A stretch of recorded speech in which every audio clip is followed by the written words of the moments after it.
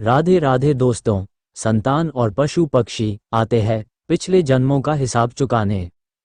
पूर्व जन्म के कर्मों से ही हमें इस जन्म में माता पिता, भाई बहन, पति पत्नी, प्रेमिका, मित्र शत्रु, सगे संबंधी इत्यादि संसार के जितने भी रिश्ते नाते हैं वे सब मिलते हैं, क्योंकि इन सबको हमें या तो कुछ देना होता है या इनसे कुछ लेना होता है।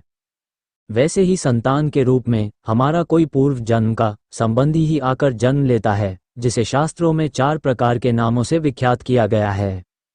1. ऋणानुबंध। इसमें ऐसा बताया गया है कि तुम्हारे पूर्व जन्म का कोई ऐसा जीव जिससे आपने ऋण लिया हो या उसका किसी भी प्रकार से धन नष्ट किया हो, वह आपके घर में संतान बनकर जन्म लेगा और आपका धन बीमारी या व्यर्थ के कार्यों में तब तक नष्ट करेगा जब तक कि उसका हिसाब पूरा न हो जाए। 2. शत्रु पुत्र। इसमें कहा गया है कि पूर्व जन्म का कोई दुश्मन आपसे बदला लेने के लिए आपके घर में संतान बनकर आएगा और बड़ा होने पर माता पिता से मारपीट, झगड़ा या उन्हें सारी जिंदगी किसी भी प्रकार से दुखी करता ही रहेगा। हमेशा कड़वा बोलकर उनकी बेइज्जती करेगा, वह उन्हें दुखी रखकर खुश होगा।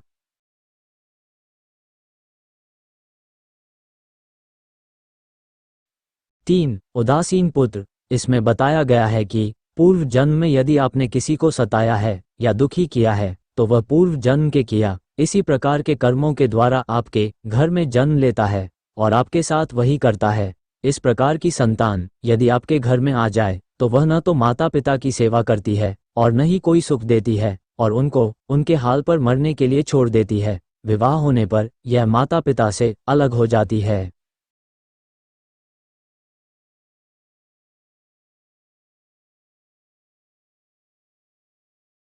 4. सेवक पुत्र।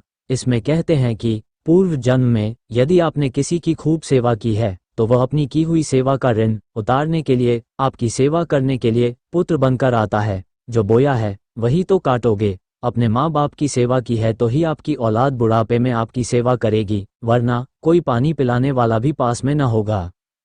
आप यह न समझें कि ये सब बातें केवल मनुष्य पर ही लागू होती हैं।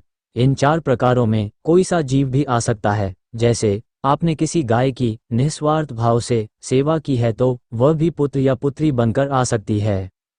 यदि आपने गाय को स्वार्थवश पालकर उसके दूध देना बंद करने के पश्चात उसे घर से निकाल दिया हो तो वह ऋणानुबंध पुत्र या पुत्री बनकर जन्म लेगी।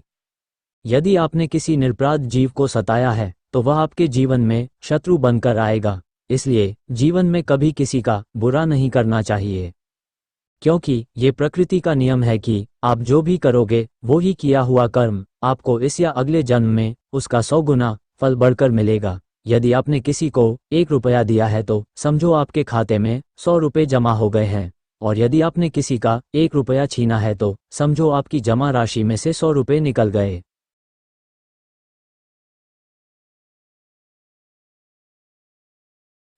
जरा सोचो कि आप कौन सा धन साथ लेकर आए थे और कितना साथ लेकर जाओगे। जो लोग चले गए वे कितना सोना चांदी साथ लेकर गए।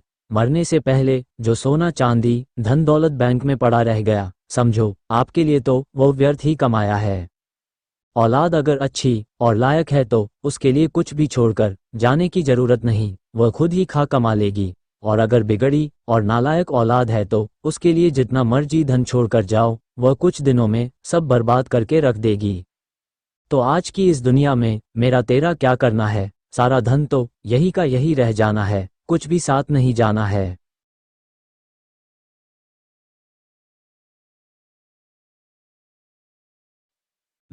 मेरा तेरा सारा धन यहीं का यहीं धरा रह जाना है, कुछ भी साथ नहीं जाना है। साथ तो सिर्फ आपके अच्छे क्रम में पूजा पाठ, दान पुण्य ही जाएगा। तो दोस्तों, आज की वीडियो हम इसी के साथ समाप्त करते हैं और आपसे उम्मीद करते हैं कि अगर यह जानकारी आपको अच्छी लगी हो तो हमें कमेंट बॉक्स में लिखकर जरूर बताइए। चैनल पर नए हो तो चैनल को सब्सक्राइब करें और वीडियो को अपने दोस्तों को जरूर शेयर करें। जय श्री कृष्णा, राधे राधे।